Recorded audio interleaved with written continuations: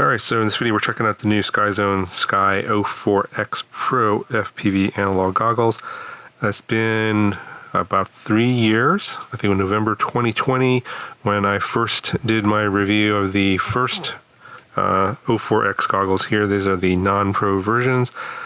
So if you want to see most of the features of the pro version, they will be discussed in the original video from 3 years ago. What I'm going to talk about here is mainly the new stuff and what's different about the pro version and what they changed over the original. I believe both are still being sold, and so if you go to the SKYZONE website, you can, if you still want the old ones, you can probably still get those. But I'm just going to be talking about what's different and new, and if you want to see basically all the other features that are included, go to the video from 3 years ago and you'll get the full review of those in that video. So I've actually taken off all of the stuff from the original 04X and put them on here, like the face foam, this head strap that I was using, the battery that I was using. So these are all on the original goggles. I moved them over to this one since this is going to be my primary analog goggle now. And then the primary testing I've done is with this Walksnail VRX, and you can get this little 3D printed part here. There's lots of different variations on Thingiverse you can download, and just attaches to the fan in the front here. Just slides on, and then you'll hold on the VRX in the front here. And you do have to obviously use the included cables with the VRX, the mini HDMI cable. So there's HDMI in here and then out over here, and then the power, you need the splitter here from the battery, and then you're going to plug in the power in here for the goggles and the power over here for the VRX. So it's a bit fiddly, a lot of wires and cables kind of hanging out, and obviously a bit heavier. This is not going to be for everyone. I think that, you know, in terms of who this goggle is going to be for, it's sort of the same situation that's been applied, you know, for this sort of setup here, where you're primarily going to be an analog pilot. Most of your stuff is analog, and maybe you're going to occasionally fly some Walksnail stuff here and there. And in this specific case, and the reason you would get the pro version here over the regular version is that this now supports 720p HDMI in at 100 hertz. So then now with that, you can get 100 hertz out at 720p on these VRX, on this video receiver. And so that's what I tested. And so you're going to get the lowest latency at 100 hertz, which is, I think, in the 22, 23 millisecond range for the Walksnail system. And previously, the latency on the original 04X goggles was limited to 60 hertz, which is at the higher latency. I think that's around 33 to 35 milliseconds of latency. So for some of those people that needed the basically the high frame rate, low latency mode of the Walksnail system, was not able to use that on the 04X goggles, but you can now do that on the Pro version. So they did change the screens, the OLED screens on this goggle. It's now a 1920 by 1080 display. The field of view is larger now. It's 52 degrees. I believe previously it was 48 degrees. So the screens are really nice. I think they're the same screens that are in the Goggles X that I reviewed, the Walksnail Goggles X I reviewed not too long ago, maybe about a month ago. Now, these do not do the 1080p high frame rate 100 hertz mode that the Goggles X can do. So if you need that, then this goggle and this combination with the VRX won't help you. I don't believe you can even do the 100 hertz 1080p on the V1 Walksnail goggles. I might be mistaken on that, but I don't believe you can do that. But you can do 1080p 100 hertz on the new Goggles X. If you need 1080p 100 hertz, then that, I believe, is the only option you have on the market right now.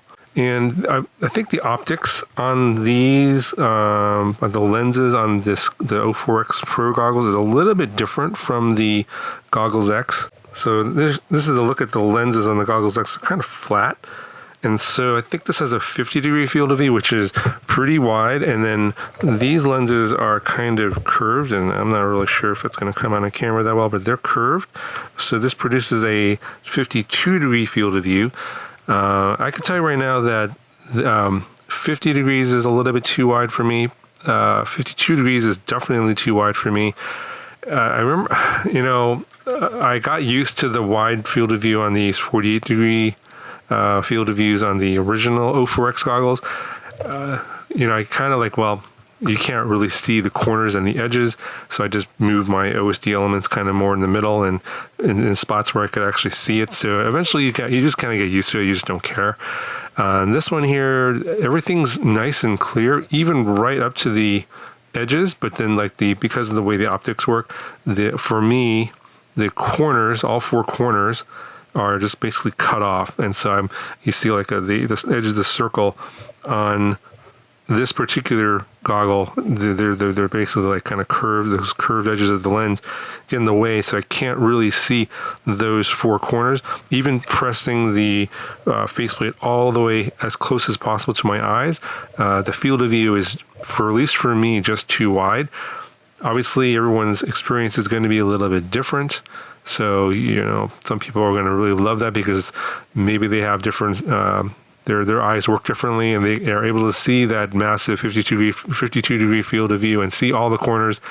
And the screen is beautiful. I mean, it's for analog FPV, the difference between the screens, like the old version of the goggles, I think these are 1280 by 960, still pretty high. 1920 by 1080. Definitely higher, but for analog, doesn't really, at least to me, I can't really tell much difference.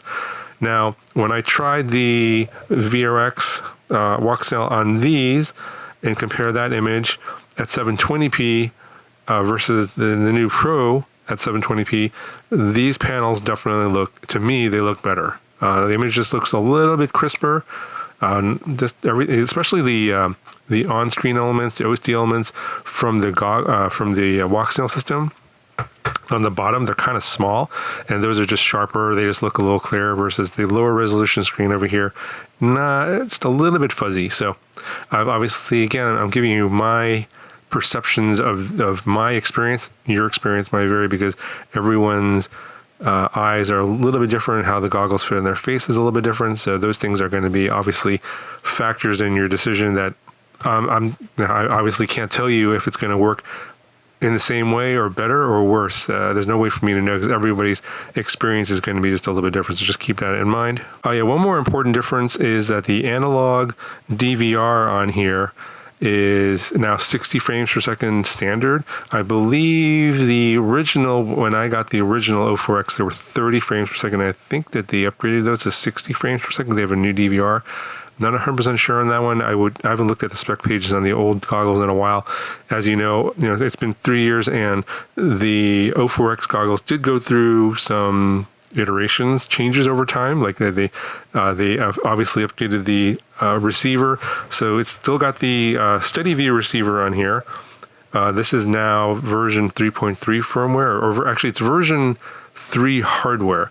So there's actually 3 different revisions of hardware on the steady view receiver since 3 years ago. I still have the version 1 hardware on the original O4X goggles. This version 3 hardware seems to work a little bit better. Obviously, I think they've made some improvements in that. I don't know exactly what the improvements are, but I'm seeing just a little bit better reception on the version 3 steady view receiver on these goggles. Another important thing to note is that this doesn't have the dual diversity feature. So it's got this bay here, right? So obviously they're using the same mold, the plastic mold to create the goggle casing. But on the original O4X, you could put another steady view receiver into the other side, and you have basically four antennas on this side. Now, because of I guess the reason is they put a bigger fan in here for more airflow because of the bigger screens. The higher resolution screens need a little bit more air cooling. So there's an additional fan, I think, on this side where this bay is. So if you want the, I guess, quadversity is what they call it, where we have 4 antennas, you can't do that on the Pro version because of the bigger 1920 by 1080 screens. So this bay here is basically just like there's a plastic cutout here. They just fill that in, and if you pull that out, you won't be able to put another module, steady view receiver module on this side. So that's kind of unfortunate, but obviously that's a trade-off that they made to get the better 100 Hz screens into this goggle. All right, so in terms of the latency of this setup here with the O4X Pro and the Walksnail VRX, I did do the standard GoPro 240 frames per second test that everyone does, which by the way I believe is flawed because I get kind of inconsistent results sometimes, and I see different results from different people. I think that the only way you can do a true latency test is you need one of those super expensive 10,000 frames per second cameras to do that, to get the actual real measurement. Plus, for me at least, I can't tell any difference between these at 100 Hertz versus the Goggles X at 100 Hertz. I did a test where I flew the same quad back to back, and I didn't really notice any differences. I could fly proximity, no problem, as fast as I want, no problem.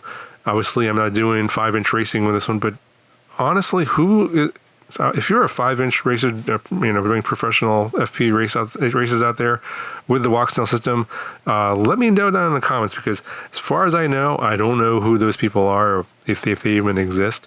But if you happen to be one of those people, by all means, let me know. And if this setup here is actually something that's on your radar, I personally don't think that it would be, because if you're flying races like for real, for money and stuff, why would you bother with this sort of setup?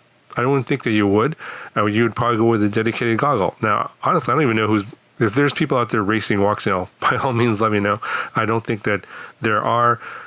So to me, the latency is, I think, going to be good enough for most people that are doing freestyle. Going to be good enough for pretty much anyone that's just even flying kind of casually, and especially if you're just getting this and as I said at the beginning of the video, mainly flying analog and then occasionally flying Walksnail, but you want 100 Hertz refresh rate for the lower latency, then this will be fine. I think I didn't really notice much of a difference, but I did measure the latency, and as I said with the GoPro, my results were about, with this setup here versus the Goggles X, 720p, 100 Hertz, the difference I got was 0 to 2 milliseconds. I did like 10 tests, so that was my results. I don't even know if that's totally accurate or not. I just did it based on that sort of the methodology that everyone else uses for the GoPro. So take it with a grain of salt. It might be an accurate result. It might not be accurate at all, but that's what I got. Anyway, I think that's going to cover for this video here. Again, I'll link the original review down in the video description from 3 years ago. That'll be down there. And yeah, let me know what you guys think. Is this kind of a setup that you would use? And for those of you that do need that 720p 100 Hertz, is this something that you would consider as your setup for your situation? Because I think everyone's situation is going to be a little different. I'm not really sure how many people this would apply to, but I'm just curious if it is something that's on your radar or something that would apply for you. Yeah, do let me know down in the comments below. That'll do it for this video. I'll talk to you guys in the next one.